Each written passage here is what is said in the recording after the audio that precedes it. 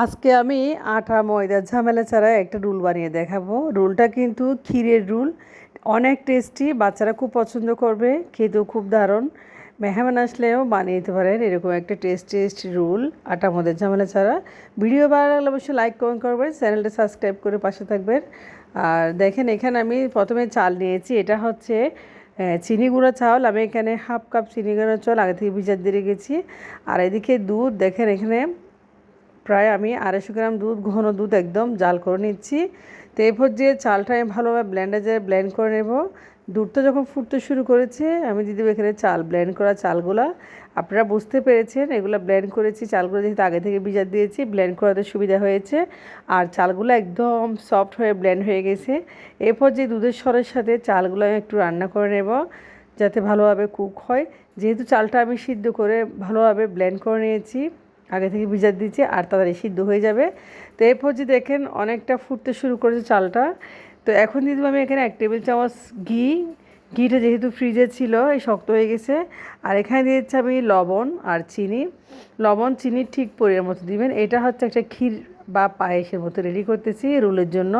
সামান্য লবণ দিয়ে সব কিছু দিয়ে এখন আমি নেড়েচেড়ে একটু ক্ষীরটা রান্না করে নেব। ক্ষীরটা দেখেন রান্না করতে বেশিক্ষণ সময় লাগে নাই, কারণ যেহেতু চালটা ব্লেন্ড করা তো খুব তাড়াতাড়ি হয়ে গেছে। এখন এই পর্যায়ে ক্ষীরটা নাড়াচাড়া করতে হতে অনেকটা জলটা শুকিয়ে গেছে, আপনারা দেখে বুঝতে পারতেছেন। এখন এখানে দিয়ে দেবো আমি কিছুটা দুধ পাউডার। তো ক্ষীরটা একদম হয়ে গেছে মাশাল্লাহ। কিছুটা দিচ্ছি গুঁড়ো দুধ পাউডার। গুঁড়ো দুধ পাউডার দিলে ক্ষীরটা আরও বেশি টেস্টি হবে। তো গুঁড়ো দুধ পাউডার দিয়ে ভালোভাবে নেড়ে চেড়ে আমি আর একটু ভালোভাবে ক্ষীরটা রেডি করে নিচ্ছি।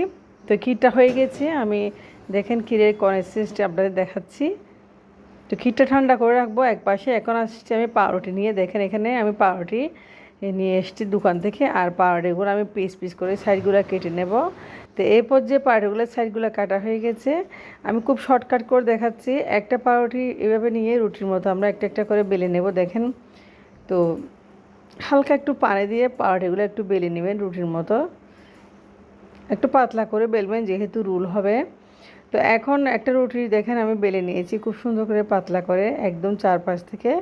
এখন আমি যে ক্ষীর রান্না করেছি ওই ক্ষীর কিছু কিছু কিছু আমি চামচ দিয়ে পাউরুটির উপর দিয়ে দেবো। এই ক্ষীরের রোলটা কিন্তু খুব বেশি মজা, বাচ্চারা খুব বেশি পছন্দ করবে, ছোটো বড়ো সবাই পছন্দ করবে মাশাল্লাহ। যে যেভাবে বানাতে পারেন। আমি একটা রোল বানিয়েছি, দেখেন এভাবে সবগুলা রোল আমি ক্ষীরের রোল বানিয়ে নেব পাউরুটি দিয়ে। দেখেন খুব সুন্দর রোল হয়ে গেছে। তো আরও একটা রোল হয়ে গেছে, আমি সবগুলো রোল আমি বানিয়ে নিয়েছি। দেখেন এখন এরপর যে রোলগুলোর উপরে এখন দিয়ে দেবো আমি মালাই। আমি আগে থেকে কিছুটা মালাই করে রেখেছি দুধ চিনি দিয়ে হালকা একটু ঘন করে, সেটা আপনাদের দেখাতে পারে না, আপনারা একটু মালাই করে রাখবেন ঘন করে। এখন পাউরুটি রোলের উপর ছড়িয়ে ছিটিয়ে চারপাশে এভাবে দিবেন, দেখবেন পাউরুটিটা রসে টইটুম্বুর হয়ে যাবে 5 মিনিট পরে। তো এভাবে খেতে খুব দারুণ হয়, বাচ্চারা খুব বেশি পছন্দ করে। এই পাউরুটির রোলটা আসলে খুবই মজা, অনেক টেস্টি হয়, খুব সুস্বাদু। তো রোলগুলো হয়ে গেছে মাশাল্লাহ, একদম রসে টইটুম্বুর হয়ে গেছে। আমি একটা খেয়েও নিয়েছি অলরেডি, খুব টেস্টি হয়েছে, দারুণ হয়েছে মাশাল্লাহ। আপনারা ভালো থাকবেন। ভিডিও এখানে শেষ করতেছি, আপনারা ভালো থাকবেন। আল্লাহ হাফেজ, আসসালামু আলাইকুম।